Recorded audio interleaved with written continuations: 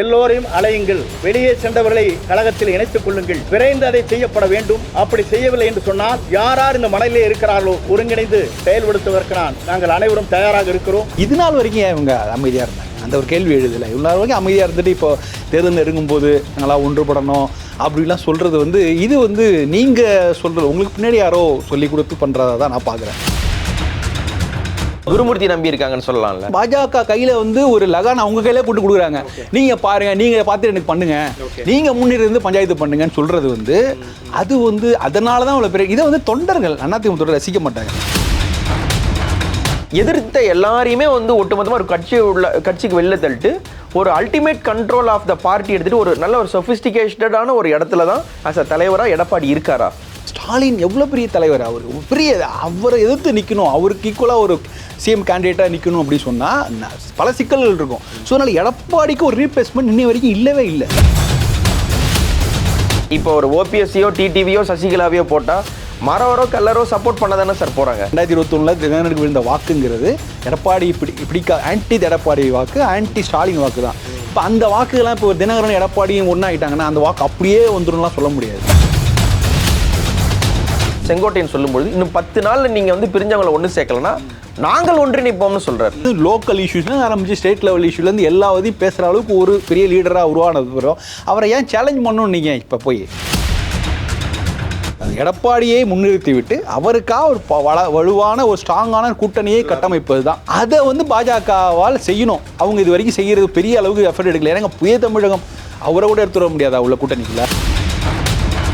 இப்போ உங்களோட மூவ் என்னவா இருக்கும்னு ஆன்டிசிபேட் பண்ணுறீங்க? சரி, வேறு வழி இல்லாமல் செய்கிறதுக்கு வாய்ப்பு இருக்குது.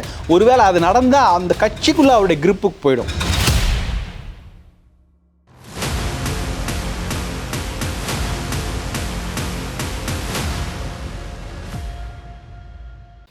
ஒன் இந்தியா நேயர்களுக்கு வணக்கம். அரசியல் களம் நிகழ்ச்சியில் இந்த முறை சந்திக்க இருக்கக்கூடிய ஒரு முக்கியமான நபர் ஒரு எழுத்தாளர், தீவிரமான அரசியல் விமர்சகர், சினிமா பாலிடிக்ஸ் இரண்டையும் கூர்நோக்கோடு அணுகக்கூடிய ஒரு ஆய்வாளர். வணக்கம் சார். ராம்கி சார் வணக்கம். எப்படி இருக்கீங்க? நல்லா இருக்கீங்க, ரொம்ப சந்தோஷம் உங்களோட பேசுறது. மகிழ்ச்சி சார், மகிழ்ச்சி.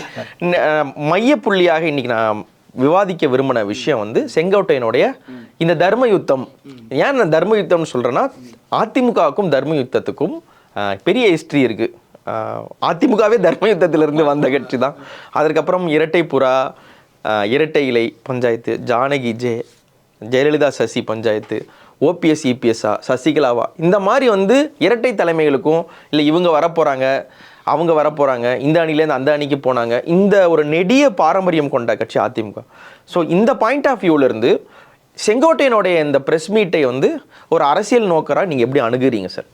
தர்மயுத்தம்னு சொல்லிட்டீங்க. தர்மயுத்தோட அப்ஜெக்ட் என்னங்கிறது ஓபிஎஸ்ஸே வெளிப்படையாக சொல்லுவாரான்னு தெரியல. அவர் என்ன நோக்கத்துக்காக தர்மயுத்தம் ஆரம்பிச்சார் நம்ம தெரியாது. அதுக்கப்புறம் 2.0 சொன்னார்.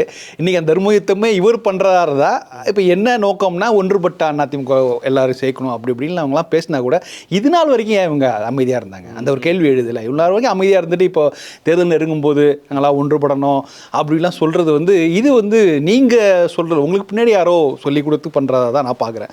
அவர் ஒரு திரும்ப ஒரு அம்பை ஆமா 6 மாதத்துக்கு முன்னாடி ஆரம்பிச்சாரு. ஒரு அதிமுக பாஜக கூட்டணி அனௌன்ஸ்மெண்ட் வந்தோடனே டக்குன்னு கொஞ்சம் அமைதியாயிட்டாரு. இன்னைக்கு அதை சொல்றதுல நோக்கம் அது உடனே ரிசீவ் பண்ற எண்ணில் இருக்கிறவங்கலாம் பாருங்க, உடனடியாக அவர் கரெக்டாக சொல்லியிருக்காரு. எப்படி ஒன்றுபடணும்னு சொல்லிட்டு இந்த பக்கம் அந்த பக்கம் எல்லா தரப்புலையும் அவர் இன்னும் வெளிப்படையாக மனதிலிருந்து பேசணும்லாம் பேச ஆரம்பிச்சிட்டாங்க. பட் இது ஆக்சுவலாக இது ஒரு செட்பேக் தான் எடப்பாடிக்கும். செட்பேக் தான். ஏன்னா கோயமண்டலத்திலேருந்து அவருடைய தொகுதி, அவருடைய வலுவான ஒரு ஸ்ட்ராங்கான பகுதியிலிருந்து ஒரு குரல் எழும்போது கொங்கு மண்டலத்திலிருந்து அது அவருக்கு ஒரு செட்பேக்காக தான் பார்க்கப்படும். ஆனா இது மாதிரி எத்தனை விஷயங்கள் நம்ம அண்ணாதிகளை பார்த்துருக்கோம். ஆமா இல்ல ஏன் இதை கேட்கறேன்னா, குறிப்பா ஓபிஎஸோட அந்த மூமெண்ட்ஸ் பார்த்தோன்றதுல போய் உட்காந்து அவர் சமாதியில உட்காந்து தியானம் பண்றாரு. அந்த தியானம் என்ன நடக்குது எதுன்னு தெரியாம தமிழ்நாடே ஆண் பார்த்து இவர் தான் தட்டி கேட்க வந்தார், முதல்வன் புகழேந்தி அந்த மாதிரிலாம் பார்த்தாங்க. அந்த பஸ் இதுக்கு இருக்கா சார்?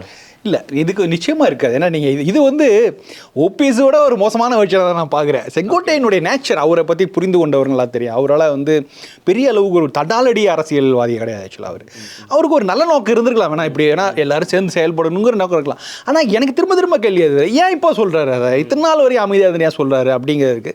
ஸோ அவர் ஒரு அவைத்தலைவருக்கான ஒரு மெட்டீரியல். ஆக்சுவலாக இப்போ சரி இதுக்கு மேலே என்ன நம்ம அதை செய்வோமே, நம்மளை ஏற்றுக்கொள்வதற்கு எல்லோரும் இருக்கும்போது நம்ம செய்யலாமே நினச்சி பண்ணலாம். இது எந்த அளவுக்கு சக்ஸஸ் ஆகும்னு எனக்கு வந்து சந்தேகமாக தான் இருக்குது. ஏன்னா இதற்கு வந்து எடப்பாடி அவர்கள் ஒப்புக்கொண்டால் எஃபோர்ட் ஒரு மண்டலில் பாதிப்பு இருக்கும், ஆனாலும் வந்து ஒப்புக்கொண்டால் அவருக்கு வந்து அவருடைய செல்வாக்கு அந்த ஆசிய ப்ரொஃபைல் இருக்குது பார்த்தீங்களா, அது வந்து அதுக்கு ஒரு பெரிய இமேஜ் டேமேஜ் ஆகும்.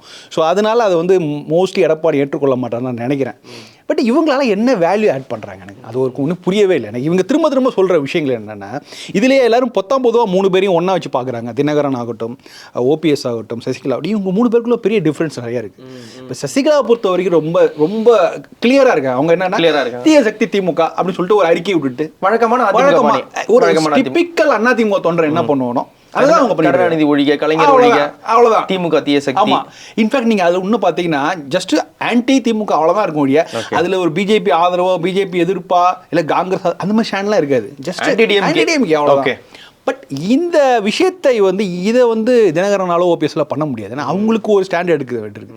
அவங்க சில விஷயங்களை பாருங்க, எதெல்லாம் வந்து பாஜக ஆதரவா இருக்கும் அதை எடுக்க வேண்டியிருக்குது. ஸோ அந்த நிலைப்பாட்டில் போய் சிக்கிக்கிறாங்க. ஏன்னா அவங்களுக்கு வந்து திரிசங்க சொர்க்கம் வருதுங்க. ஆமா ஆமா நிச்சயமா. எனக்கு திரும்ப ஒரு விஷயம் புரியவே இல்லைன்னா இவங்க யாரை நம்பி இருக்காங்க எனக்கு ஒன்றும் புரியாது. அதாவது நீங்க திருத்தப்படுவார் குருமூர்த்தி நம்பி இருக்காங்கன்னு சொல்லலாம்ல. வெளிப்படையா சொன்னவர் தான் ஆக்சுவலா குருமூர்த்தி வெளிப்படையா சொல்றாரு. எனக்கு என்னன்னா நீங்க இது தமிழ்நாட்டில் இது எனக்கு ரொம்ப ஆச்சரியமா இருக்கு. தமிழ்நாட்டில் எந்த கட்சியுமே ஒவ்வொரு கட்சியிலையும் பஞ்சாயத்து இருக்குது, ஒவ்வொரு கட்சியிலையும் பிரச்சனை இருக்குது. யாருமே வந்து டெல்லிக்கு போனதில்லை, பஞ்சாயத்து தீர்த்து வைங்கன்னு சொல்லிட்டு அங்கே போனதில்லை. அங்கிருந்து வருவார்கள், வந்து இவர்களை சரி பண்ணுவார்கள்னு நீங்க எந்த நம்பிக்கையில நீங்க இல்லை சார். எனக்கு இது நீங்க சொல்றதுடைய தர்க்கம் புரியுது. ஆனா எனக்கு வந்து ஒரு டெவில்ஸ் அட்வொகேட்டான ஒரு கொஸ்டின் என்னன்னா, இது வந்து ஏடிஎம்கேல வழக்கம் தானே. ஏன் சொல்றேன்னா, ஒரு டைம் வந்து சுப்பிரமணியன் சாமி கூட கை கோர்த்து ஆட்சி கவிர்க்கிற வரைக்கும் போனவங்க வந்து ஜெயலலிதா. அப்போ அட்வைசரி இடத்துல வந்து ஒரு பிராமின், ஒரு அப்பர் கேஸ்ட் பிராமின் இருக்கிறது வந்து யூஸ்வலா இது வந்து பார்த்தோம். அதற்கப்புறம் அந்த அவங்களுக்குள்ள ரிஃப்ட் எல்லாம் வந்ததுக்கப்புறம் ஸோ அந்த ரோல் பிளே பண்ணார். ஸோ வந்து ஜெயலலிதாவை கைட் பண்ணுறதாகட்டும், சசிகலா கைட் பண்ணுறதாகட்டும், அரசியல் மூவ்ஸ் நிறையா பண்ணுறதாகட்டும், இதை வந்து அவர் கைட் பண்ண ஒரு பாயிண்ட்டுக்கு வச்சுருந்தாங்க. இப்போ அந்த லீனியேஜில் தானே கிட்டத்தட்ட இவங்களுக்கு குருமூர்த்தி வச்சுருக்காங்க. இதை ஏதோ வந்து இதில் திரும்ப இந்த எப்படி பெடில் பண்ணப்படுதுன்னா, ஜெயலலிதாவோட டெத்துக்கு அப்புறம் தான் யாரோ ஒருத்தவங்க அந்த அட்வைசரி ரோல் வர்றாங்கன்ற மாதிரி இருக்குல்ல. ஆனால் ஜெயலலிதா இருக்கும்பொழுது இதுதானே நடந்தது. அப்போ இந்த பார்ட்டிக்கு வந்து அந்த பார்ட்டியோட டைனமிக்ஸ்ல இது என்ன பெரிய மாற்றம் சார்? ஒன்றும் டிஃபரன்ஸ் இல்லையா? இதுல கொஞ்சம் நீங்க சொல்ற பீரியட் வந்து ஒரு 90s எண்ட் ஆச்சு. அப்படின்னா அது வந்து எம்ஜிஆர் ஃபார்முலா இருந்து ஜெயலலிதா ஃபார்முலா நோக்கி போன பீரியட். ஏன்னா எம்ஜிஆர் ஃபார்முலா ரொம்ப சிம்பிள், ஸ்ட்ரைட் ஃபார்வேர்டு. நீங்கள் வந்து டெல்லியில் ராஜா, நான் இங்கே ராஜா, நாடாளுமன்றத்தில் நீங்கள் அப்பர் ஹேண்ட். நீங்கள் 84 எலெக்ஷன்லேருந்து ஆரம்பிச்சு 89 எலெக்ஷன்லாம் பார்த்தீங்கன்னா காங்கிரஸ் அதிமுக கூட்டணியில் காங்கிரஸ் தான் அதிகமான இடங்களில் போட்டிடும். 20-22 இடங்கள் அவங்க போட்டுவாங்க, 10-12 இடங்கள் தான் அதிமுக போட்டிடும். இங்க பாத்தீங்கன்னா ஆக்சுவலா ஒரு ஆர்ம் ட்விஸ்டிங் இருந்தது. அதுல ஆர்ம் ட்விஸ்ட்னால அதுதான் ஃபார்முலாவா எம்ஜிஆர் அக்செப்ட் பண்ணிட்டாரு. தமிழ்நாட்டை பொறுத்த நாடாளுமன்ற களம் எப்படி இருக்கும்னா திமுக வெர்சஸ் காங்கிரஸ் கூட்டணி அப்படிதான் இருக்கும். ஆமா ஆமா. சோ திமுக வெர்சஸ் அதிமுகவே இருக்காது. இங்க அதிகமான இடங்கள்ல வந்து காங்கிரஸ் நிற்கும். சோ இந்த ஃபார்முலா வந்து அப் டு எங்கேருந்து வரும்னா 96 வரைக்கும் இருக்கு. திமுக வெர்சஸ் அதிமுக முழுமை முழுமைன்னு சொல்ல முடியாது. அந்நேரத்தில் 96ல கிட்டத்தட்ட வீட்டுக்கு அனுப்பப்பட்ட ஜெயலலிதா திரும்பி பவுன்ஸ் ஆகி வரும்போது சேலஞ்ச் பண்ணுறாங்க. எதுக்குன்னா அவங்களுக்கு நெருக்கடியில் வந்து நம்ம வந்து அதிகமான இடங்களை பெற்று அதிகமாக ஆட்டி படைக்கணுக்காக அது தெரிந்தோ தெரியாமலோ அவங்க என்ன பண்ணாங்க 98ல் வந்து அதிகமான இடங்கள் இருக்கிறாங்க. ஒரு காங்கிரஸ் ஒரு கூட்டணி போட்டுனா டிமாண்ட் பண்ணியிருப்பாங்க, நிறைய இடங்களை விட்டு கொடுத்துருக்கணும்.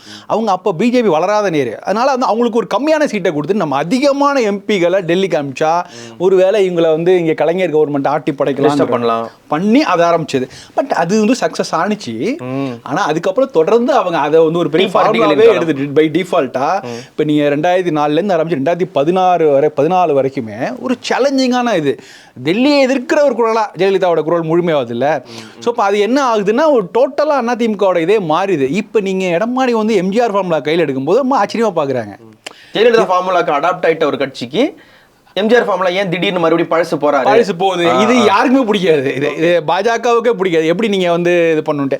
ஸோ இப்போ எனக்கு என்னென்னா எடப்பாடி இந்த ஸ்ட்ராட்டஜிஸ்டிக்கலாக வந்து எடப்பாடி கரெக்டாக ஃபீல் பண்ணுறாரு. என்னன்னா அவருடைய பலவீனங்களை புரிஞ்சிருக்காரு. அதனால் வந்து ஓரளவு டெல்லிக்கும் இவர் வந்து சாதகமான ஆளுன்னு அவர் புரிஞ்சுக்கிறாங்க. எல்லாரும் எம்பியாக இருந்தவர்.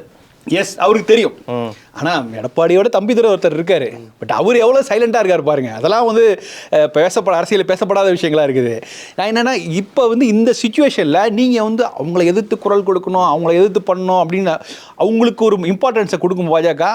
அதிகமான இம்பார்ட்டன்ஸ் இவங்க தான் கொடுக்குறாங்க. எடப்பாடி சுற்றி இருக்கவங்களும் சரி, அவர்லேருந்து ஒதுக்கப்பட்ட விளக்கப்பட்ட எல்லாருமே பாஜக கையில் வந்து ஒரு லகான் அவங்க கையிலே போட்டு கொடுக்குறாங்க. நீங்கள் பாருங்க, நீங்கள் பார்த்து எனக்கு பண்ணுங்க, நீங்கள் முன்னிருந்து பஞ்சாயத்து பண்ணுங்கன்னு சொல்றது வந்து அது வந்து அதனால தான் இதை வந்து தொண்டர்கள் அதிமுக ரசிக்க மாட்டாங்க. எடப்பாடியை ரசிக்கிறார்கள், சசிகலாவோட ஸ்டேட்மெண்ட் ரசிக்கிறாங்க. ஆனால் மற்றவங்களுடைய மூவ் எல்லாம் வந்து நிச்சயமா ரசிக்க மாட்டாங்க. புரியுது சார். எனக்கு இதில் இந்த இழையிலே எனக்கு இன்னொரு கேள்வி இருக்கு. ஜெயலலிதாவுடைய அந்த அசென்ஷன் டுவர்ட்ஸ் பார்ட்டி லீடர்ஷிப் வந்து வாஸ் நாட் ஈஸி. ஒரு வாட்டி சட்டமன்ற விவாதத்திலே என்ன சொன்னாங்க, அவர் செங்கோட்டையன்னு சொல்லியிருந்தார், என்னை தூற்றியவர்களையும் என்னோடு வைத்து கொண்டே தான் நான் வந்து எல்லாரையும் அரவணைச்சு ஜெயிச்சிருக்கேன், நான் மதிக்காதவன்லாம் சொல்லாதீங்க அப்படின்னு சொன்னாங்க. அதாவது உதிர்ந்த ரோமங்கள்னு சொன்ன ஜெயலலிதாவிலிருந்து இந்த ஸ்டேட்மெண்ட் வரைக்கும் வர்ற ஜெயலலிதாவுக்கு வந்து ஒரு லாங் பொலிட்டிக்கல் ஜேர்னி இருந்தது. இந்த இடத்துல அவதூறாக பேசின காளிமுத்துவை ஒருங்கிணைச்சதாகட்டும், ஜானியில் இருந்தவங்க எல்லாரையுமே ஜே அணி ஆக்கி ஜே அணி முழுமையான அதிமுக ஆகி இந்த ஒரு டிரான்சிஷன் வந்து ஒரு பெரிய rice. I might have difference with Jayalalithaa, but ஒரு தேர்ட் பர்சன் வியூவில் இது வந்து நடந்தது. இப்போ இந்த பொசிஷன், இந்த சினாரியோவை நான் எடுத்து இப்போ பொருத்தி பார்க்குறேன்னு வைங்க. சசிகலா இல்லை, ஓபிஎஸ் இல்லை, டிடிவி இல்லை, சீனியராக இருக்கக்கூடிய செங்கோட்டையன் இல்லை, மைனாரிட்டியிலேருந்து பெரிய ஆள் இல்லை இவங்க அளவுக்கு, ஆனால் அன்வர் ராஜா மாதிரியான டிக்ளைனும் இருக்குது. இப்படி தீவிரமான தன்னை எதிர்க்கக்கூடிய அல்லது எடப்பாடியை ரீப்ளேஸ் பண்ணக்கூடிய ஆளாக இருந்த இவங்க எல்லாருமே இல்லாமல் இருக்கிறது கிட்டத்தட்ட வந்து ஒரு ஜெயலலிதா லெவல் கண்ட்ரோல் இவருக்கு வந்துருச்சா கட்சியில்? இது ஒன்று. இல்லை எதிர்த்த எல்லாரையுமே வந்து ஒட்டுமொத்தமாக ஒரு கட்சிக்கு வெளில தள்ளிட்டு ஒரு ultimate control of the party எடுத்துகிட்டு ஒரு நல்ல ஒரு சொஃபிஸ்டிகேட்டடான ஒரு இடத்துல தான் ஆஸ் அ தலைவராக எடப்பாடி இருக்காரா? நீங்கள் சொன்ன செகண்ட் பார்ட் கரெக்டு தான். அவரை பொறுத்த வரைக்கும் அதிமுக ஒரு எதிர்க்கட்சி, அவருக்கு அந்த பார்ட்டிங்கிறது அவர் கண்ட்ரோலில் இருக்குது. பட் அதோட தான் திருப்தி அடைந்து வந்தார். 4 ஆண்டுகள் அப்படி தான் இருந்தார். அதனால தான் அவர் எதிர்க்கட்சி அந்த கூட பெரிய அளவு செயல்பாடுகள் இல்லை. இன்றைக்கி ஒரு எலெக்ஷனை சந்திக்கிறதுக்காக தான் அவர் பயணம்லாம் போகிறார். நீங்கள் ஃபர்ஸ்ட் பார்ட் சொன்னீங்கல்ல, அவர் அந்த இடத்தை நோக்கி போகல. அதாவது முழுமையாக பார்ட்டி தான் கண்ட்ரோலில் இருக்குது, நான் ஒரு இன்னொரு ஜெயலலிதா அப்படின்னு சொல்லலாம். எப்படின்னா ஒரு வேளை நான் இப்படி சொல்லலாம், 89, 90 அந்த பீரியடுக்கான ஜெயலலிதாவாக இன்னைக்கு எடப்பாடி இருக்கிறார். எஸ், அந்த டயத்தில் அதாவது ஜானி சேர்ந்து ஓரளவு உருவாகி வர இடம் பார்த்தீங்களா, அந்த இடத்துல இருக்கார். வழிய ஒரு ஆட்சிக்கு வந்து ஒரு பிரம்மாண்டமாக அவரை முன்வைத்து வந்து பிறகுதான் அவர் அதுக்கப்புறம் தானே ஜெயலலிதாவோட பிஹேவியரே மாறுச்சு. சார் இப்போ பிஜேபி நினைச்சிருந்தா எடப்பாடியை இப்படி தட்டி விட்டுருக்கலாம்ல, ஆனால் அவங்கள தட்டி விடாம தே ஆர் பேக்கிங் இபிஎஸ் தானே சார். அப்போ இவங்க பொட்டன்ஷியலான ஓபிஎஸ்ஐ விட வெரி சப்மிசிவான லீடர் வந்து பாஜகவுக்கு கிடைக்காது. அவங்க ஓபிஎஸ்ஸை நிறுத்திட்டு சின்னத்தையும் அவங்க கையில் கொடுக்க ரொம்ப நேரம் ஆயிருக்காது. ஒரு முக்குளத்தரோட வாக்குகளும் ஒரு சப்போர்ட்டுமே கூட பாஜக ஈஸியாக கிடச்சிருக்கும். இதுதான் இஃப் திஸ் வேர் ட்ரூனா அவங்க எடப்பாடி ஏன் பேக் பண்ணுறாங்க? இந்த ஒரு சப்போர்ட் ஒரு ஸ்ட்ராங் லீடர்னு பார்க்குறதுனால பண்ணுறாங்களா? இதுதான் வந்து ரீசன். ஆக்சுவலாக பாஜகவுடைய என்ன தேவை, உங்களுக்கு நீட் ஆஃப் த அவர் என்ன இருக்குன்னா, எடப்பாடி போன்ற ஒரு தலைவர்கள் வேணும். எப்படின்னா ஓரளவுக்கு எம்ஜிஆர் ஃபார்முலாவில் இருக்கிறவர், அதாவது வெளிப்படையாக நம்மளை சேலஞ்ச் பண்ணுறவர் கிடையாது. அதே போல் ஓபிஎஸ் போல பணிந்து போனவரும் கிடையாது, நெடுஞ்சான் கிடையாது விழுந்தவங்க கிடையாது. ஆனால் எபிலிட்டி இருக்குல்ல, வல்லமை. அவர் போய் தொகுதியில் போய் பார்க்குறாரு, மக்களை சந்திக்கிறாரு. அல்டர்னேட்டிவ் டு கிரவுண்ட் புல்லர்னு சொல்கிறீங்களா? கிரவுண்ட் புல்லர், அது கூட அதில் நிறைய மாறுபட்ட கருத்து இருக்கு, இல்லை அவர் கூட்டி வரப்பட்ட அதெல்லாம் விட்டுருங்க. ஆனால் வந்து சேலஞ்ச் பண்ணுறதுல திமுகவே சேலஞ்ச் பண்ணுறதுல இருக்கார். ஸோ அவர் வந்து அவருக்கு ஒரு எக்ஸ்பீரியன்ஸ் இருக்குது. நானும் வந்து இந்த போன கவர்மெண்ட்டில் இருந்திருக்கேன், சில விஷயம் செய்திருக்கேன், இனிமேல் என்னால் அதை கண்டினியூ பண்ண முடியும், இவங்க செய்ய தவறு எதை நான் செய்ய முடியுங்கிற ஒரு அஷூரன்ஸ் கொடுக்குறாரு. இந்த வல்லமை இருக்குல்ல, அது அவர்கிட்ட இருக்குது. பட் மற்றவங்கள்ட்ட அது இல்லை. என்னென்னா அவங்க வந்து அதாவது பாஜக என்னென்னா, நீங்கள் வந்து நான் சொல்கிறதை கேட்கணும், அதே சமயத்தில் யூ ஷுட் கோ, உன்னுடைய ஓன் வேலை நீ போயிட்டு உன்னுடைய எபிலிட்டியை காமி எனக்காக வெற்றியில் நீ குவிக்கணுங்கிற ஒரு, அது இப்படி சொல்கிறதுனா அவங்கள சப்போர்ட் பண்ணணும். ஆனால் தமிழ் மக்கள் கிட்ட வந்து ஒரு பாஜக எதிர்ப்பு பேச காமிச்சாலும் ஓரளவு நம்பிக்கை வரணும், திமுக எதிர்ப்பு பேச காமிச்சாலும் ஒரு நம்பிக்கை வரணும். இந்த இலக்கணத்துக்குள்ள உட்கார்ற ஒரு ஆள் வேணும். உங்களுக்குன்னு ஒரு ஐடென்டிட்டி இருக்கணும். தமிழ்நாட்டு அரசியல்ல உங்களுக்கு ஒரு பெரிய ஐடென்டிட்டி இருக்கணும். இதை நான் ஒத்துக்கிறேன் சார். ஆனா இதை பேக் பண்ண ரிசல்ட் இல்லைல்ல. ஏன்னா இவரை வந்து 10 தோல்வி பழனிசாமி, 11 தோல்வி பழனிசாமி வரிசையா தோத்துட்டாரு. தோத்துக்கிட்டே வராருன்னும் பொழுது கரிஸ்மா வைஸ் அல்லது ஒரு க்ரௌட் புல்லர் வைஸ் இவங்க அந்த ஏடிஎம்கேல இருக்கக்கூடிய மற்ற தலைவர்களை கம்பேர் பண்ணும்போது இவர் பெட்டராக தெரியறது ஒப்புக்கிறேன். ஆனா இத்தனை எலெக்ஷன்ல வந்து அது சப்ஸ்டான்ஷியேட் பண்ணிருக்கணும்ல. இந்த 11 தோல்வி 12 தோல்வி நீங்க சொல்றத வந்து அவருக்கு அது எதிராக முடியாதா? கிட்டத்தட்ட வந்து ஒரு டூ ஆர் டை சிச்சுவேஷன்ல இருக்கிற எடப்பாடியை வந்து வச்சிருக்காங்க, இந்த வாட்டி போச்சுன்னா முடிஞ்சிச்சு அப்படின்னும் பொழுது கிட்டத்தட்ட ப்ரெஷர் இவங்க மேல தானே. இதை வந்து ஒரு ஆவரேஜ் அதிமுக தொண்டருக்கு வந்து இது ஒரு பதட்டத்தை தராதா? இல்லை, ஒரு அதிமுக தொண்டருடைய மனதிலே அப்படியே ஒரு கேள்வி வைப்போம். ஸோ எடப்பாடியை ரீப்ளேஸ் பண்ணி வேற யாராவது கொண்டு வச்சாங்க, அவங்களால அந்த பண்ண முடியுமா? வேலுமணி வச்சா ஒரு பேச்சு கேட்குறேன். வேலுமணியை வச்சுங்க, தங்கமணி வச்சுங்க, இல்லை நீங்கள் செங்கோட்டையனை வச்சுங்க, ஓஎஸ் மணின்னு வச்சுங்க, யாரை வேணா ரீப்ளேஸ் பண்ணுங்க, சசிகலா வச்சு, தினகரன் வச்சு, எங்கே அந்த இடத்துல அதுக்கு சூட் ஆகுமான்னா நிச்சயமாக பெரும்பாலான ஒத்துக்க மாட்டாங்க. எடப்பாடி தான் வந்து தமிழகம் முழுக்க அறியப்பட்டிருக்கார். ஸோ அப்படிங்கும்போது இவர்கள்லாம் ஒரு சின்ன ஏரியாவில் இருக்காங்க, ஒரு ஒரு சமூகத்தை சார்ந்தவர் இருக்காங்க. ஸோ இந்த மாதிரி விஷயங்கள் சிக்கல் இருக்குது. நீங்கள் வெற்றி ஏற்கனவே உள்ள அனுபவம் இருக்கணும். ஸோ அனுபவம் பார்க்கும்போது இபிஎஸ் ஓபிஎஸ் தான். ஸோ இதெல்லாம் ஒருவனுக்கு நீங்கள் ஸ்டாலின் எவ்வளோ பெரிய தலைவர், அவர் பெரிய அவரை எதிர்த்து நிற்கணும், அவருக்கு ஈக்குவலாக ஒரு சிஎம் கேண்டிடேட்டாக நிற்கணும் அப்படின்னு சொன்னால் பல சிக்கல்கள் இருக்கும். ஸோ அதனால் எடப்பாடிக்கு ஒரு ரீப்ளேஸ்மெண்ட் இன்னை வரைக்கும் இல்லவே இல்லை. ஸோ அவர் அப்படி வளர்ந்து வந்து இது அகைன் சார் அரித்மெட்டிக் வைஸ் நான் ஒப்புக்கல, பட் நீங்க சொல்ற அந்த பெர்செப்ஷன் வைஸ் நான் ஒத்துக்கிறேன். இப்போ நான் எனக்கு நினைவுல இருந்து ஒரு போட்டோ ஒரு உதாரணமா கொடுக்குறேன். ஆர்கே நகர் பிரச்சாரம் சார், ஆர்கே நகர் பிரச்சாரத்துக்கு டிடிவி போறாங்க. டிடிவி பிரச்சாரம் பண்ணிட்டு அந்த டோக்கன் குக்கர் அதெல்லாம் விட்டுருங்க, பிரச்சாரம்னு ஒன்று நடக்குது. டிடிவி பின்னாடி என்ன பண்றாங்க, ஓபிஎஸும் இபிஎஸும் அப்படி பணிவோடு நிற்கிற ஒரு ஃபோட்டோ வந்து ட்ரெண்ட் ஆகுது. ஒரு மாநிலத்தினுடைய ஒரு சீஃப் மினிஸ்டர், துணை சீஃப் மினிஸ்டர் லெவல் ஆட்களாக இருக்கிறவங்க வந்து, ஒரு கட்சியோட மிக முக்கியமான ஆட்களாக இருக்கிறவங்க வந்து அவர் பின்னாடி வந்து இப்படி பம்மியபடி நிற்கிறது வந்து ஒரு தினகரன் மாதிரியான ஒரு ஆளுக்கு வந்து ஒரு பெரிய ஆரா கிரியேட் பண்ணியிருக்கோம் இல்லையா? அதை விடவா இப்போ வந்து எடப்பாடிக்கு பெரிய ஒரு மக்கள் மவுசு இருக்கு. இது வந்து என்னுடைய கேள்வியினுடைய முதல் இழை சார். இன்னொன்று, முக்குலத்தோர்கள் கட்சியாக அறியப்பட்ட அதிமுக ஒரு பெரும்பான்மையான ஒரு கவுண்டர் சமூகத்தை சேர்ந்த ஒரு கையில் வந்து போயிடுது. அவர் தான் தலைமையில் இருக்காங்க. திரும்ப அந்த முக்குலத்தோருடைய ரைஸ்ன்றதை வந்து இந்த 90s ஸ்ட்ராங்காக இருந்த ஏடிஎம்கே ஆட்கள், பழைய சசிகலா லாயலிஸ்ட்டுகள் வந்து இதை ரசிக்க மாட்டாங்களா? அந்த அசென்ஷன் அப்போ வேற லீடர் இருக்காரு தானே. இப்போ ஒரு ஓபிஎஸ்சியோ டிடிவியோ சசிகலாவையோ போட்டால் மரவரோ கல்லரோ சப்போர்ட் பண்ண தானே சார் போகிறாங்க. இல்லை, நிச்சயமாக நான் அதாவது 90s வந்து அதிமுகங்கிறது முக்குலத்தோர் கட்சியாக தான் அறியப்பட்டிருந்தது. அவங்களுக்கு நிறைய இடங்கள் ஒரு முன்னுரிமை கொடுத்ததுனால தான் அது ஒரு பெரிய கட்சி ஆயிடுச்சு. பட் இன்றைக்கி ஒரு பிரேக் இவன் பாயிண்ட் இருக்குது. ஆக்சுவலாக இன்றைக்கி திமுகவும் அதை நோக்கி நகருங்கும் போது ஒட்டுமொத்தமாக அந்த கம்யூனிட்டி ஓட்டு அதிமுக வரணும்னு சொல்ல முடியாது. ஒன்று. ரெண்டாவது, நீங்கள் சொன்ன அந்த ஃபோட்டோக்கே வரேன் அப்படின்னா அந்த தினகரன் கிடைத்த அந்த பவர் இருக்குல்ல, அத்தாரிட்டேட்டிவ், அது எங்கேருந்து வந்ததுன்னா அது நேரடியாக ஜெயலலிதால் தரப்பட்டதில்லை, சசிகலா மூலமாக தரப்பட்டது. ஸோ அது அப்படி வருது. அதனால் வந்து திடீரென்று இப்போ நீங்கள் இதெல்லாமே ஒரு அதிசய அற்புதம். எப்படி ஓபிஎஸ் வந்து ஒரு துணை முதல்வர் ஆனாரோ, சிஎம் ஆனாரோ, இல்லை தினகரன் கட்சிக்குள்ள பெரிய பதவி, இதெல்லாமே வந்து சசிகலா என்பவருடைய புஷ் தான். அந்த மாதிரியான ஒரு புஷ் தான் எடப்பாடியும் கொடுத்தப்பட்டது. இந்த 3 பேருமே சசிகலாவால் கண்டெடுக்கப்பட்டவர்கள் தான். ஸோ ஆனால் அதுக்கு வந்த பிறகு என்ன பண்ணுறாங்க தான் நமக்கு இந்த சிச்சுவேஷன் லீடர்ஷிப் இங்கே தான் அது வருது. நீங்கள் வந்த பிறகு நீங்கள் டெல்லியையும் சமாளித்து, இங்கே இருக்க திமுகவை சமாளித்து, இப்படி ஒரு கட்சியை கட்டி அது ஒரு 65 இடங்கள், அது ஜெயலலிதா தோற்றுப்போதும் கூட இந்த மாதிரி இடங்களை ஜெயிச்சது கிடையாது. அவர் பண்ணியிருக்காரு. அது 10 வருஷம் ஆன்டி இன்கம்பன்சி. ஸோ அவருக்குன்னு ஒரு இது இருக்குது இந்த ஹிஸ்ட்ரியில், இந்த அதிமுக ஹிஸ்ட்ரியில் எடப்பாடிக்கு ஒரு பேக்ரவுண்ட் இருக்குது. பட் நீங்கள் இந்த பர்செப்ஷன்லாம் வச்சு பார்க்கும்போது தினகரனுக்கு ஏன் இப்போ ஒரு 90s அறியப்பட்டவர் ஆளாக இருக்காரு, இந்த ஒரு பின்னாடி ஒரு முக்குழுதர் சமூகம் இதெல்லாம் இருக்குண்டா கூட நீங்கள் வந்து அது முழுக்க கன்சல்ட் ஆகுதா அப்படிங்கிறது எனக்கு சந்தேகம் இல்லை சார். நான் பிளெயினான கொஸ்டினா அது வந்து ஒரு அறிவு முதிர்ச்சி இல்லாத கேள்வியாக இருக்கலாம். But I still wanted to ask it. ஒரு முக்குலத்தோர் தலைமைன்னு வந்தா, நீங்க இந்த சைடு வந்து திமுக எடுத்துக்கோங்க. நீங்க வந்து எம்பி தங்கம் தென்னரசு ஆரம்பிச்சு, தமிழச்சி தங்கப்பாண்டியன் ஆரம்பிச்சு, திருச்சி சிவா ஆரம்பிச்சு, டிஆர்பி ராஜா ஆரம்பிச்சு, ஒரு பெரிய சப்போர்ட் முக்குலத்தோர்களுக்குன்னு சொல்லி சைசபிளான ஒரு வால்யூம் வந்து இவங்களுக்கு இருக்காங்க. அன்பில் மகேஷ் பொய்யாமொழி ஆரம்பிச்சு, நீங்க அந்த கேடர் வைஸ் எடுத்துக்கிட்டாலும் சரி, அவங்க ஸ்டாலினோட ஃபேமிலிக்கு நெருக்கம்ன்ற ஆஸ்பெக்ட்ல எடுத்துக்கிட்டாலும் சரி, அந்த தேவர் ரெப்ரசன்டேஷன்ன்றது வந்து பெருசா இருக்கு. அப்போ நான் வந்து ஒரு அதிமுகவை சார்ந்த ஒரு தேவர் சமுதாய பிரதிநிதி, ஆனா எனக்கு சப்போர்ட் பண்ற மாதிரி இங்க வந்து இல்லையே, டிடிவியும் இல்லையே, நீங்க ஆர்பி உதயகுமார் எத்தனை நாள் என்கிட்ட நீங்க காமிச்சிட்டே இருக்க முடியும். இப்போ வன்னியர்களுக்கு சிவி சண்முகம் வந்து ஒரு பவர்ஃபுல்லான ஆளா கட்சியில் இருக்காரு.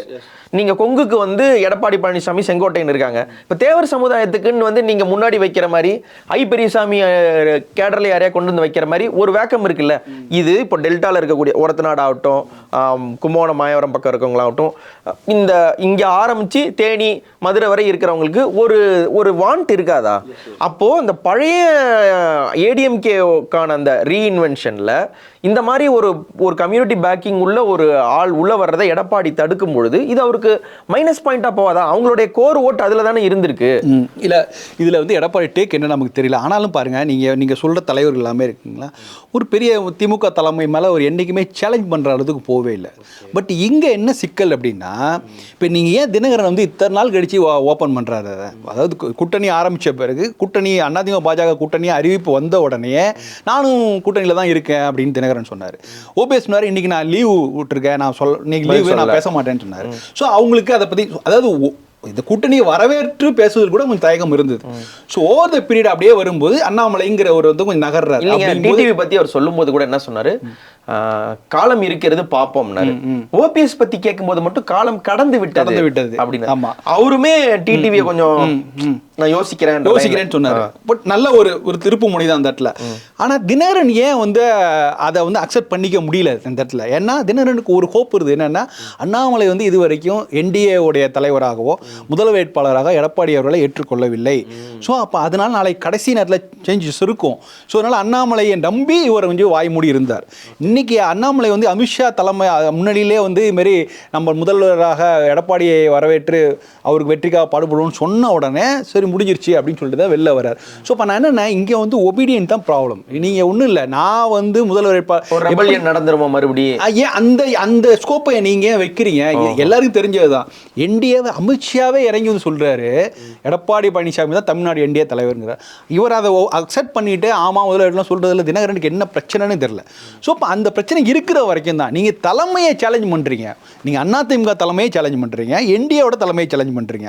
பட் இங்கே அந்த மாதிரி விஷயம்லாம் கிடையாது. நீங்கள் அது தலைமையை சேலஞ்ச் பண்ணாமல் இருந்தாலே அவர் அக்செப்ட் பண்ணிக்க போகிறார், உள்ளே வந்திருக்கலாம். ஸோ இது பண்ணதுனால ரெண்டாவது, நீங்கள் இந்த ஈவோ கிளாஷ் இருந்துச்சுங்களா, அது உங்களால் கடைசி வரைக்கும் ஒத்து வராது. அது நீங்கள் மனதார வந்து அவரை ஏற்றுக்கொள்ள முடியவில்லை. எடப்பாடியை வந்து மனதார ஓபிஎஸ் ஆலையோ தினகரனாலையோ ஏற்றுக்கொள்ள முடியவில்லை. இதுதான் சிக்கல். நெடுஞ்செழியன் போயிட்டு வந்தது, நாஞ்சில் மனோகரன் போயிட்டு வந்தது, எஸ்டிஎஸ் ஏத்துக்கொண்டவர்கள், ஆர்எம்பியுமே ஏத்துக்கிற மனநிலைக்கு வந்தவர்கள், பண்ருட்டி ராமச்சந்திரன் காளிமுத்தையே ஏத்துக்கிட்ட பின்னாடி கூட இவங்களுக்குலாம் அந்த ஒரு ஸ்டாச்சர் வந்து ஜெயலலிதாவுக்கு இருந்தது இல்லைங்களா? நல்லா ட்ரீட் பண்ணலன்றதை தாண்டி வர்றவங்களை வந்து நீ வரக்கூடாது, எனக்கு நீ தேவையில்லை அப்படின்னு சொல்ற பாயிண்ட் இவங்க போனது இல்லை. ஏன் இதை சொல்றேன்னா, இவங்க இப்போ மேற்சொன்ன யாருமே விடுபட்டிருக்கலாம், தவறாக சேர்த்துருக்கலாம். ஆனால் யாருமே வந்து ஐயா என்னை தயவு செஞ்சு சேர்த்துக்குங்கன்னு வந்து காலில் விழல. ஒரு கூட்டத்தில் ஓபிஎஸ் ஆதரவாளர்கள் என்ன சொல்றாங்க, உங்க காலில் கூட விழ தயாரா இருக்கும், எங்களை சேர்த்துக்குங்கன்னு சொல்லும் பொழுது இவங்க சேர்க்க மாட்டேங்கிறாங்க. செங்கோட்டையன் இன்னைக்கு பேசும்பொழுது என்ன சொல்றாருன்னா, அவங்க வர தயாரா இருக்காங்க, கட்சியில எந்த பொறுப்புமே எங்களுக்கு வேண்டான்னு சொல்லக்கூடியவங்களாவும் இருக்காங்க. எனக்கு வந்து நான் வந்து எனக்கு ரொம்ப கராரா கிடுக்குபடியா இன்னென்ன கொடுத்தாதான் வருவேன் அப்படின்னு ஸ்டிப்புலேஷன்ஸ் வைக்காம வந்து சேர தயாரா இருக்கவங்கள நீங்க சேர்க்க மறுப்பது ஏன்? அப்போ நீங்க புரட்சி தலைவருடைய புரட்சி தலைவி அம்மாவினுடைய வழியிலிருந்து வழிவிதானே போகிறீர்கள்னு அவங்க வைக்கிற கேள்வி வந்து உண்மையிலே ஒரு அதிமுக தொண்டனின் மனசாட்சி தானே? இல்லை, நிச்சயமாக அதை நான் ஏற்றுக்கொள்கிறேன். என்னென்னா, நீங்கள் வந்து ஒரு விஷயம், நீங்கள் எஸ்டிஎஸ் எம்ஜிஆர் எஸ்டிஎஸ் சேர்த்து ஆரம்பிச்சுலேருந்து ரீசன்ட் பாஸ்ட் வரைக்கும் ஜெயலலிதா பண்ணுறாங்க, ஒரு சந்தேகத்தினில் இருந்துகிட்டே இருக்கும்போது செத்துக்க மாட்டாங்க. எஸ்டிஎஸ் வந்து நீங்கள் அவராக வந்து உழலை, ஆனாலும் வந்து இதுக்கு மேலே அவர் வந்து நோ மோர் த்ரெட்னிங்கிற மாதிரி ஒரு முடிவுக்கு வந்தனால தான் சேர்த்துக்கிட்டார். இப்படி தான் ஜெயலலிதா அவர்கள் நெடுஞ்செழியன் எல்லாம் செத்துறதுக்கு காரணம் அதுதான். இன்றைக்கி இவங்க ஒரு சந்தேகத்தின் நிலையில் வச்சுக்கிட்டே இருக்காங்க. என்னென்னா, நீங்கள் இல்லைனா டெல்லிக்கு போவேன், நீங்கள் வார்த்தையை நேற்று வெளில வந்த போது என்னோட வார்த்தையை நீங்கள் கவனிச்சிங்கன்னா, திருந்துவார்கள் நினைச்சேன், இல்லைனா கொள்வார் இல்லை, என்ன எதிர்பார்க்கிறாங்கன்னா, டெல்லியிலிருந்து எங்களுக்கு ஒரு சக்தி மேலே இருக்கிறது, அது வந்து அவர்கள் சொல்லி இவர்கள் கேட்பார், அதுக்கப்புறம் நாங்கள் உள்ளே போகலாம். இதுதானே பிளைனாக சுற்றி வார்த்தைகள் வந்தால் கூட நீங்கள் வந்து அவங்க பேச்சை கேட்பீங்க, அவங்க ஓகே சொன்ன பிறகு நாங்கள் உள்ளே போகலாம், இதுதான். ஸோ இது வந்து இருக்கும்போது எடப்பாடியோட மனநிலை எப்படி இருக்கும்? ஸோ நம்மளை மீறி நம்மகிட்ட சரண்டர் ஆனால் கூட பிரச்சனை இல்லை, நீங்கள் எனக்கு உள்ளுக்குள்ளே இருந்து த்ரெட்னிங் பண்ண என்ன பண்ணுறது அப்படிங்கிற ஒரு தாக்கம் இருக்கும்ல, அதுதான் வந்து எடப்பாடி அவர்களை யோசிக்க தான் நான் பார்க்குறேன். இன்டர்னல் பாலிடிக்ஸ் இன்டர்னல் நீங்கள் உள்ளே வந்தால் கூட பெரிய த்ரெட்டிங் ஃபேக்டர் இல்லை. நீங்கள் எல்லாத்துக்கும் நீங்கள் நம்ம கண்ட்ரோல் இருந்த வரையும் பிரச்சனை இல்லை. ஏன்னா ஆல்ரெடி பாஜகவோட செயல்பாடு எப்படி தெரியும், அவங்க எந்த அளவுக்குலாம் வீக்கெண்ட் பண்ணுறாங்க தெரிஞ்சானே, தோளில் கை போட்டு தானே வீக்கெண்ட் பண்ணுறாங்க, கூட்டணியாக சேர்ந்து தோளில் தானே கை போட்டு வீக்கெண்ட் பண்ணுறாங்க. அப்படிங்கும்போது தெரிஞ்சே நீங்கள் வந்து அலோவ் பண்ணுறதுல அது யோசிப்பார் தான் நான் பார்க்குறேன். பட் இதனால் வந்து நீங்கள் எல்லா கணக்குகள்லாம் சொல்லலாம். நான் திரும்ப 2021 கணக்கெலாம் சொல்லுவாங்க. தினகரனில் 2021 தினகரனுக்கு விழுந்த வாக்குங்கிறது எடப்பாடி பிடிக்காத ஆன்டி எடப்பாடி வாக்கு, ஆன்டி ஸ்டாலின் வாக்கு தான். இப்போ அந்த வாக்குகள்லாம் இப்போ தினகரன் எடப்பாடியும் ஒன்றாயிட்டாங்கன்னா அந்த வாக்கு அப்படியே வந்துடும்லாம் சொல்ல முடியாது. சைஸபிளா போல ஒரு குறை 2+2=4 எங்கேயுமே நடக்காது, குறையும் கூட, அதெல்லாம் ரைட்டு. பட் அதை வந்து நீங்க வச்சு கிளைம் பண்ணவே கூடாது. நீங்க வந்து 2021 நீங்க சேர்ந்திருந்தால் வெற்றி பெற்றுக்கலாம்னா போகும், எக்ஸ்ட்ராவும் வந்திருக்கும், குறையும் போயிருக்கும். இல்ல சார், எனக்கு நீங்க சொல்ற இந்த லாஜிக்கை நான் பரிபூரணமா இருக்கிறேன். எனக்கு திரும்பவும் ஒரு பாமரத்தனமான ஒரு கேள்வி என்னன்னா, 2024ன்றது வந்து ஏடிஎம்கேக்கு பெருசா நத்திங் டு லூஸ். 2021 நான் சொல்றேன், 2024 சொல்றேன், இந்த parliamentary election nothing to lose nothing to gain. அவர் கிட்டத்தட்ட அவரு என்னன்னா அந்த ஒரு ஜாலி மூட்ல இருந்தார். அந்த நேரத்தில் வந்து உண்மையிலே இவங்க வந்து பாஜகவோடு சேர்ந்திருந்தால் ஒரு ஸ்ட்ராங்கான ஒரு கண்டிப்பா ஒரு 2 தொகுதியாக ஜெயிச்சிருந்திருக்க வாய்ப்பு இருக்குன்னு நான் நம்புறேன். இல்ல நான் அதை அக்செப்ட் பண்ணிக்கிறேன். ஆனா அப்படி ஒரு இல்ல முடிச்சிடறேன் சார். அந்த இடத்துல வந்து என்ன பண்றாரு, நான் பாஜகவோடு சேரல, அதுவே ஏன்பா சேரல, சரி ஓகே, ரொம்ப இவங்க ஒரு சுயமரியாதையோட எடுக்கிறாங்க இப்படின்னு இந்த ஒரு ஆங்கிள் வச்சுக்கிறேன். 2026 பாஜகவோடு இருப்பது தமிழ்நாட்டில் ஒரு லயபிலிட்டி. அப்போ உங்களுக்கு பலமா பாஜகவோடு நீங்க பார்லிமெண்ட் எலெக்ஷன்ல இருக்கீங்கன்னா உங்களுக்கு பலம், சட்டமன்ற எலெக்ஷன்ல நீங்க இங்க தமிழ்நாடு தேர்தலில் நீங்க அவங்களோட நிக்கிறீங்கன்னா அது உங்களுக்கு பலவீனம். நீங்க பலமான முடிவு எடுக்க வேண்டிய இடத்துல ஒரு பலவீன முடிவையும் நீங்க இந்த நேரத்தில் வந்து அவங்க இல்லாம நீங்க தேர்தல் சந்திச்சா உங்களுக்கு பெரிய பிளஸ், தமிழ்நாட்டுக்கு பிளஸ். டிஎம்கேவுக்கு பெரிய சேலஞ்ச் வந்து பாஜக அல்லாத அதிமுக தான். அப்போ அந்த நேரத்தில் மாத்தி உள்டாவ முடிவு எடுக்கும் பொழுது இந்த ஃபேக்டர் எல்லாமே காலி ஆயிரும்ல சார். இப்போ இவங்க கிளவரா போயிட்டாங்கல்ல. ஏன் இதை சொல்றேன்னா, செங்கோட்டையன் சொல்லும்போது இன்னும் 10 நாள்ல நீங்க வந்து பிரிஞ்சவங்களை ஒண்ணு சேர்க்கலன்னா நாங்கள் ஒன்றிணைப்போம்னு சொல்றாரு. அப்போ ஒருவேளை இவங்க பாஜக கூட்டணியில இருந்து வெளியேறுகிறேன்னு சொன்ன டிடிவி எங்களை மரியாதை கொடுக்கலங்க, நான் எஸ்எம்எஸ் அனுப்பி பார்த்தேன், ரெஸ்பான்ஸ் பண்ணலைன்னு நயினார் மீது குற்றச்சாட்டு சொல்லி வெளியே வந்த ஓபிஎஸ் இவர் வந்து தவறாக முடிவெடுக்கிறாருன்னு திடீர்னு பெரியார் போட்டோ தூக்கி வச்ச செங்கோட்டையன் வந்து நாங்கள் தான் ஒரிஜினல் அதிமுக, பாஜகவை எதிர்க்கக்கூடிய அதிமுகன்னு சொன்னா அந்த ஒரு சைசபிளான ஓட் பர்சன்டேஜ் டிரான்ஸ்ஃபர் இருக்காதா, அந்த ஸ்கோப்பே இல்லையா?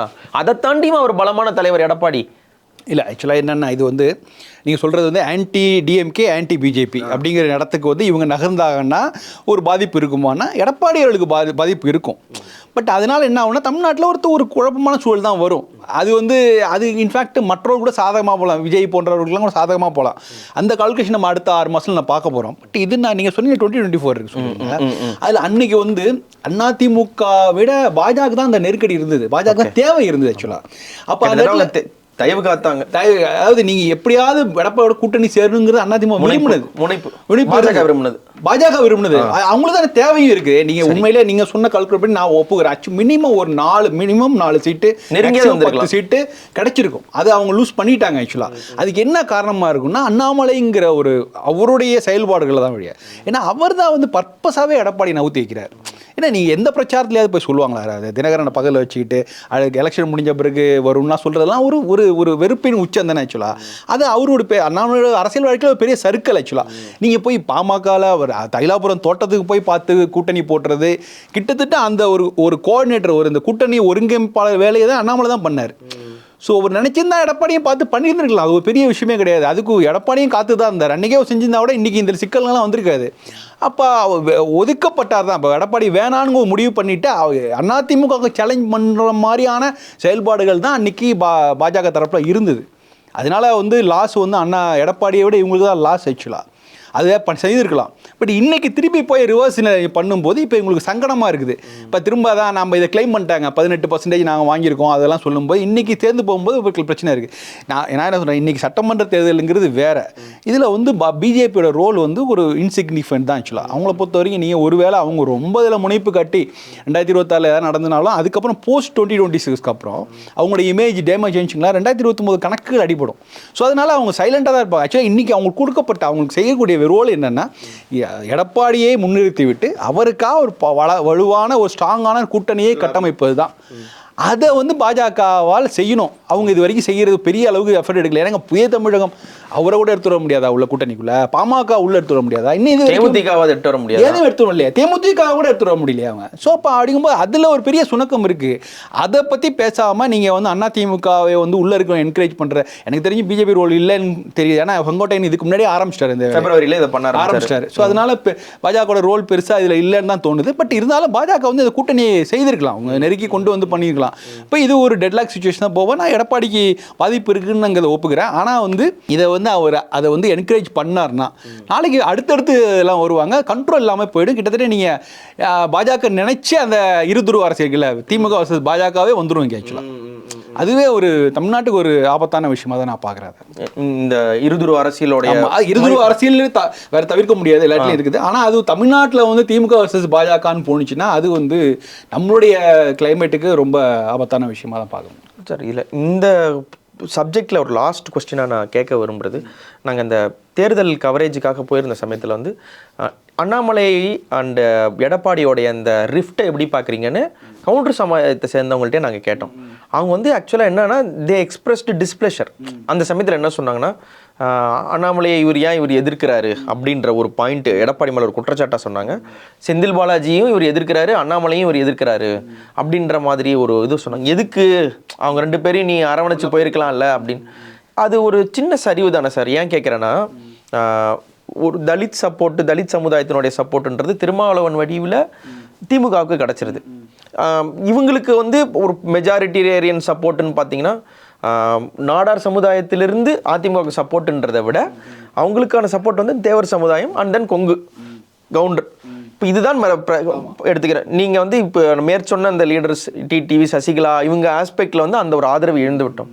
இந்த சைடு வந்து ஒரு செந்தில் பாலாஜி ஃபேக்டரு, அண்ணாமலை ஃபேக்டர், அது போதாத குறைக்கு செங்கோட்டையன் ஃபேக்டரும் வரும்பொழுது அது ஒரு அவர் சார்ந்த சமுதாயத்தினுடைய ரெப்ரஸன்டேட்டிவாக அவங்க சமுதாயத்தை சார்ந்தவங்களே பார்க்குறதுல ஒரு சின்ன டென்ட் இருக்கும் தானே சார்? இல்லை, நான் இல்லவேன்னு சொல்ல, கண்டிப்பாக இது ஒரு செட்பேக் தான். ஆக்சுவலாக நான் வந்து இப்படியா ரிவர்ஸ் யோசிக்கக்கூடாது. எடப்பாடி அவர்கள் இந்த அளவுக்கு பண்ணும்போது அண்ணாமலையாக விட்டு கொடுக்கக்கூடாதுங்க. ஆக்சுவலாக நீங்கள் வந்து வெளிப்படையான மோதல் வந்து எங்கேருந்து வந்தது? அண்ணாமலை தான் வந்து வெளிப்படையாக அதிமுகவையும் சேர்த்து திமுகவையும் அதிமுகவும் ஒரு தட்டில் வச்சு தான் ஒரு எதிர்ப்பு ஆரம்பித்தார். வெளிப்படையாக பிரச்சாரங்களில் அது நாடாளுமன்ற தேர்தலில் வந்து அதிமுக எதிர்த்து பேசினேன். பட் இந்த சைடில் வந்து ஒன்றும் பெரிய அளவுக்கு பதில் அடி இல்லை. அவங்களுக்கு தெரியும் நாளைக்கு அன்றைக்காவது ஒரு கூட்டணி உருவாகிறதுக்காக கூட சைலண்டாக இருந்திருக்கலாம். எனக்கு இன்னை வரைக்கும் கூட இன்றைக்கும் உள்ளுக்குள்ளே ஒரு பெரிய பனிப்போர் இருக்குது. அண்ணாமலை வர்சஸ் எடப்பாடிங்கிற பனிப்போர் போயிட்டு தான் இருக்குது.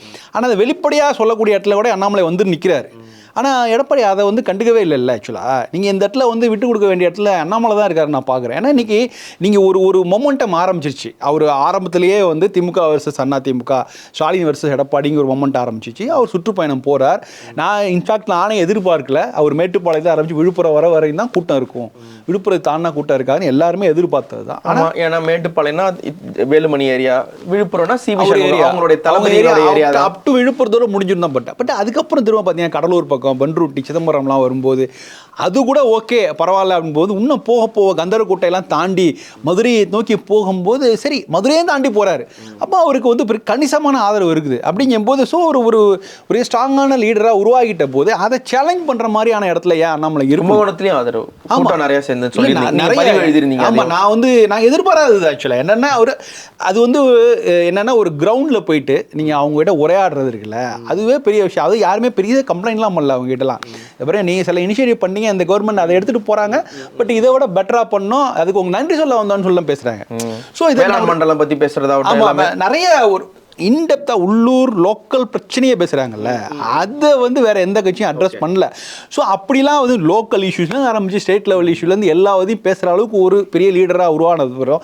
அவரை ஏன் சேலஞ்ச் பண்ணணும் நீங்கள் இப்போ போய் அதை பண்ண வேணாம். நீங்கள் 2026 அப்புறம் வந்து வேறு ஏதாவது ரிசல்ட்ஸை பொறுத்து அதுக்கப்புறம் கூட சேலஞ்ச் பண்ணலாம். இவங்களோட நிலைமை என்ன சார் இருக்கும்? இப்போ இவங்களோட மூவ் என்னவா இருக்கும்னு ஆன்டிசிபேட் பண்ணுறீங்க? இந்த ரெபல்ஸ் குரூப் சொல்கிறேன் நான்.